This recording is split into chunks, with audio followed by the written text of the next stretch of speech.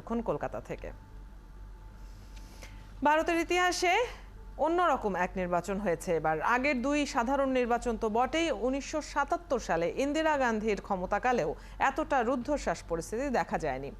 কম voter উপস্থিতি, নির্বাচন কমিশনের ওপর অনাস্থা সহ নানা কারণে এই নির্বাচন ভারতের ইতিহাসে অনন্য হয়ে থাকবে। আরও জানাচ্ছেন মাহফুজুর রহমান।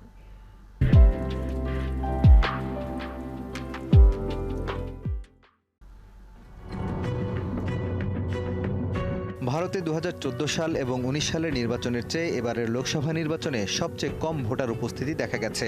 এরপরও ভারতের নির্বাচন কমিশন বলছে এবার 64 কোটি 20 লাখ মানুষ ভোট দিয়ে বিশ্ব রেকর্ড গড়েছেন। কারণ এটি G7ভুক্ত দেশগুলোর ভোটারের 1.5 গুণ এবং ইউরোপীয় ইউনিয়ন EU এর 27টি দেশের ভোটারের 2.5 গুণ। We have created a world record of 642 million proud Indian voters. Voter উপস্থিতি কম হওয়ার পেছনে ভারতের বিভিন্ন এলাকায় চলমান তাপপ্রবাহ, জনগণের মধ্যে ভোট দেওয়ার ব্যাপারে নির্লিপ্ততা, বুথগুলোতে ভোট গ্রহণে ধীরগতিসহ নানা কারণ বলা হচ্ছে। ভারতে প্রধানমন্ত্রীর পদমর্যাদা নরেন্দ্র মোদী ক্ষুণ্ণ করেছেন বলে অভিযোগ করেছেন সাবেক প্রধানমন্ত্রী মনমোহন সিং। হিন্দুদের ভোট বাগানোর জন্য বিভিন্নভাবে মুসলমানদের বিরুদ্ধে উস্কানি দিয়েছেন তিনি। শুধু তাই নয়, কংগ্রেস ক্ষমতা এলে মুসলমানদের প্রাধান্য দিয়ে হিন্দুদের অধিকার হরণ করা হবে বলেও জানিয়েছেন তিনি। নির্বাচনী প্রচারে 450 বারের বেশি হিন্দু মুসলিমের বিষয় তুলে এনেছেন। নির্বাচনে বিজেপি বিপুল সংখ্যাগরিষ্ঠতা পেলে আসতে পারে দেশের সংবিধানেরও পরিবর্তন। কারণ 1950 সালের সংবিধান প্রত্যাখ্যান করে আসছে বিজেপি সহ RSS নেতারা। হিন্দুদের বিধান মনুস্মৃতি প্রতিষ্ঠার দাবিও তাদের। অথচ বর্তমান সংবিধানেই জাত, ধর্ম, বর্ণ, এলাকা, লিঙ্গ সহ নির্বিশেষে সব মানুষের সমান অধিকার দেয়া হয়েছে। নির্বাচন চলাকালে কমিশনে 117টি অভিযোগ জমা দিয়েছেন বিরোধীরা। এর মধ্যে মোদির বিরুদ্ধে একাধিক অভিযোগ থাকলেও কোনোটি সুরাহা করেনি কমিশন। ভোটের সংখ্যা ও হার প্রকাশেও দেখা গেছে গাফিলতি। এমনকি 2টি রাজ্যের নির্বাচন কমিশনার নিয়োগ দিয়েছেন মোদি নিজেই, যা কমিশনের উপর অনাস্থা আরও বাড়িয়েছে। নির্বাচনের একটি অনিয়ম অনেকেরই চোখ এড়িয়ে গেছে। সিকিম এবং অরুণাচলে বর্তমান সরকারের মেয়াদ শেষ হয়েছে 2 জুন, অথচ এই দিনের মধ্যে নতুন রাজ্য সরকার শপথ না নেয়ায় সংবিধানের বরখেলাপের অভিযোগ উঠেছে। এবছর বিপুল পরিমাণ কাশ্মীরি ভোটারের উপস্থিতি দেখা গেছে। বিশেষজ্ঞরা বলছেন তাদের ভোট মোদী সরকারের বিরুদ্ধে যাওয়ার সম্ভাবনাই বেশি। অন্যদিকে নাগাল্যান্ডের অন্তত 6টি জেলা এবং মণিপুরের একটি জেলায় মোদী সরকারের প্রতি অনাস্থায় ভোট বয়কট করেছে মানুষ। গুজরাটের সুরাটে বিজেপি প্রার্থী মুকেশ দালাল বিনা প্রতিদ্বন্দ্বিতায় জয়ী হয়েছেন। সাধারণত পঞ্চায়েত বা পুরসভা নির্বাচনে এমন হলেও বিধানসভা বা লোকসভায় এমনটা এর আগে দেখা যায়নি। ফলে এ নিয়ে তৈরি হয়েছে বিতর্ক।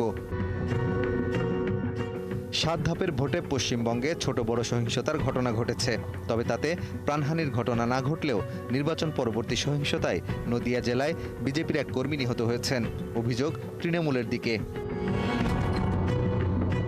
ভোটের পর সবকটি বুথ ফেরত জরিপে ব্যাপকভাবে এগিয়ে আছে মোদির বিজেপি। তবে এসবে পাত্তা দিচ্ছেন না বিরোধীরা।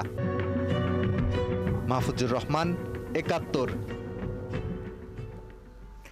লোকসভার ভোট গণনার খোঁজ খবর রাখছেন সহকর্মী শারমিন শ্রাবণী। সবশেষ খবর নিয়ে তিনি আমাদের সাথে নিউজ রুম থেকে যোগ দিচ্ছেন। শ্রাবণী, ভারতের ফলাফল গণনা চলছে, গণমাধ্যমের খবর কি বলছে, কে এগিয়ে আছে জানতে চাই। কটা নাগাদ একটি পরিষ্কার ধারণা পাওয়া যাবে?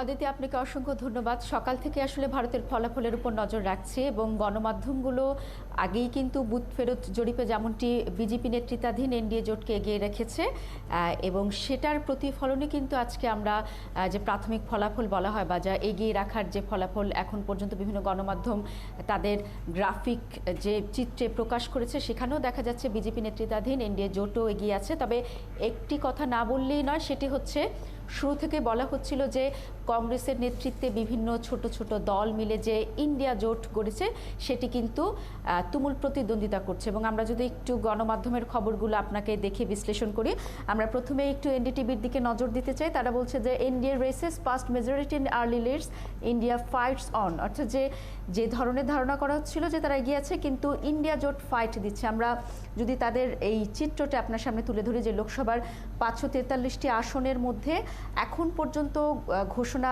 বলা হচ্ছে যে সবগুলি গণনা করা হচ্ছে এবং সকালে প্রথমে পোস্টাল ব্যালট গণনা করা হয়েছে এবং যেহেতু ইভিএম এ ভোট হয়েছে সেক্ষেত্রে বলাই যায় যে ইভিএম এর ভোট কিন্তু খুব দ্রুত গণনা করা হয় এবং সেটিই ঘটেছে। আশা করা যাচ্ছে দুপুরের মধ্যে একটি পরিষ্কার ফলাফল আমরা দর্শকদের জানাতে পারবো। এখন যেটি আছে এগিয়ে আছে সেটি জানাতে চাই। 292টি আসনে এনডিএ জোট, বিজেপির যে জোট সেটি তারা 292টি আসনে এগিয়ে আছে এবং কংগ্রেস বলছে 223টি। আমরা যদি একটু অন্য একটি ইন্ডিয়া টুডের ফলাফল দেখি সেখানেও দেখা যাচ্ছে যে এনডিএ জোট 119টিতে এগিয়ে এবং তারা 290 পর্যন্ত দেখাচ্ছে এবং ইন্ডিয়া জোট হচ্ছে 227টি এবং অন্যান্য ছোটোখাটো কিছু দল আছে। আপনারা জানেন যে বিভিন্ন সংস্কৃতির এবং বিভিন্ন রকমের ভাষার কারণে কিন্তু ইন্ডিয়ার ভারতের এক এক রাজ্যের সংস্কৃতি এক এক রকম এবং ছোট ছোট আঞ্চলিক দল আছে, তারাও অনেকেই ভোটে অংশ নিয়েছে এবং তাদের বলা হচ্ছে তারা এখন পর্যন্ত 26টিতে এগিয়ে আছে। আমরা একটু সবশেষ আমরা হিন্দুস্তান টাইমসের যে পরিসংখ্যান সেটিতে একটু নজর দিতে চাই। সেখানে দেখা যাচ্ছে যে একই রকম চিত্র সব জায়গাতেই কিন্তু মোদির যে জোট তাকে এগিয়ে রাখা হচ্ছে এবং দিন শেষে কিন্তু বুথ ফেরত জরিপ যেটি বলেছে সে পথেই হাঁটছে যে প্রাথমিক ফলাফল। একটু বলে দিতে চাই, উত্তরপ্রদেশকে বলা হয় যে বিজেপির ঘাঁটি এবং এখানের 80টি আসনের মধ্যে 41টি আসনই কিন্তু বিজেপি এগিয়ে থাকার বার্তা দিচ্ছে। তবে সেখানে অন্যতম একটি প্রধান দল হচ্ছে সমাজবাদী পার্টি, তারাও কিন্তু এগিয়ে থাকার বার্তা দিচ্ছে।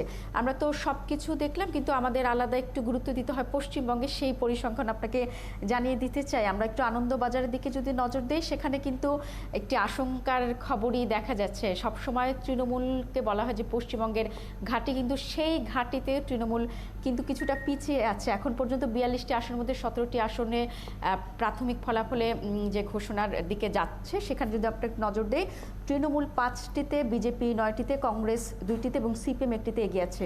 এই জায়গাটিতে একটু বলতে চাই যে এবার কিন্তু মোদি এবং স্বরাষ্ট্রমন্ত্রী অমিত শাহ একটি প্রচার চালিয়েছেন যে বাংলা হবে বিজেপির এবং 30টির মতো আসন পাবে।